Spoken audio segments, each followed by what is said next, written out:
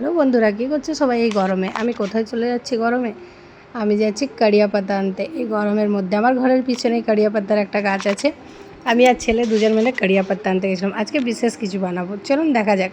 এখানে বেসন নিয়েছি, বেসনটাকে খুব ভালো করে নুন দিয়ে ফেটে নেবো। এখানেও বেসন নিয়েছি আর নিয়ে নেবো টক দই। এতক্ষণে সবাই বুঝতেই পেরে গেছেন আমি কি বানাতে চাইছি। কাড়ি বাড়ি বানাবো। এটা বিহারি আর পাঞ্জাবিদের একটা মোস্ট কী বলবো, ইম্পর্ট্যান্ট খাবার বলতে পারো বা ফেভারিট খাবারও বলতে পারো। তো আমি যেহেতু ঝাড়খণ্ডে থাকি, তো আমি ঝাড়খণ্ডে এখানে আমাদের বিহারি পাঞ্জাবি সব রকমের কাস্ট আছে আমরা যেখানে থাকি।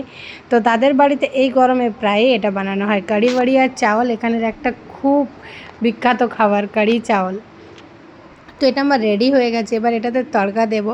কীভাবে বানালাম আপনারা বুঝতেই পেরেছেন। বেসন গুলে নিয়ে ছোটো ছোটো করে বড়া বানিয়ে নিলাম। বেসনের মধ্যে দই, টক দই, নুন, হলুদ দিয়ে ভালো করে ফেটিয়ে নিলাম। কড়াইয়ের মধ্যে তেল আর জিরা দিয়ে সেটাকে তড়কা লাগিয়ে দিলাম। তারপর একটু ফুটে উঠলে যেগুলো বেসনের বড়াগুলো করেছিলাম দিয়ে দিলাম। এবার এর উপরে একটা তড়কার জন্য একটা জায়গাতে তেল নিলাম, সরষে নিলাম, কাড়িয়া পাতা নিলাম, একটুখানি লঙ্কার গুঁড়ো দিলাম। ব্যাস, এটা তড়কা লাগিয়ে দেবো। বাট ফটাফট রেডি হয়ে যায় কারি। এটা ভাত দিয়ে খেতে সত্যি ভালো লাগে। গরমে শরীরকে ঠান্ডা লাগে, দই আপনারা যেহেতু জানেনই সবাই, আর খেতেও অসাধারণ লাগে। কিন্তু আমাদের বাড়ির সবাই খুবই পছন্দ করে। একবার ট্রাই করা যেতে পারে, চলুন ট্রাই করা যাক।